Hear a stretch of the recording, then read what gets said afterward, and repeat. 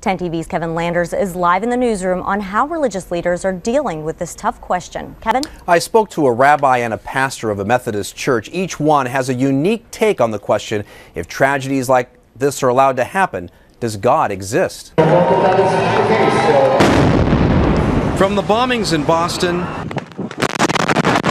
to the fertilizer explosion in West Texas, two tragedies that took the lives of innocent people and injured hundreds more.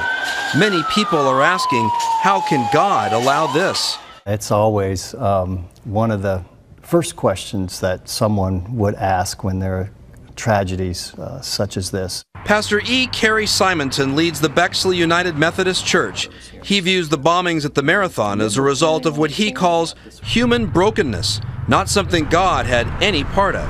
Where we see God's presence is in the midst of the tragedy and as a response to the persons who are affected, that God is there, that God did not wish this to happen. Rabbi Mitchell Levine says the bombings are a byproduct of someone twisting religion for evil purposes. But it's belief that motivates those actions, and so I think it's belief that we have to begin to take more seriously in our society.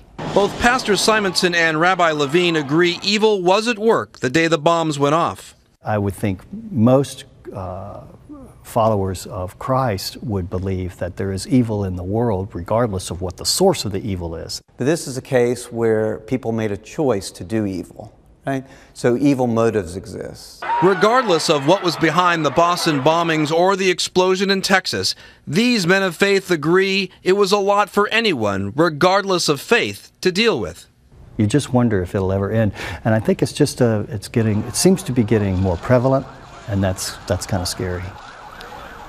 Now, Rabbi Levine says it's very difficult for parents on how to best deal with these kinds of tragedies with their children. He says children who will hear news, they may not want to go into crowded places, for example. He suggests parents handle those concerns with sensitivity and awareness. Reporting live in the newsroom, Kevin Landers, 10 TV News.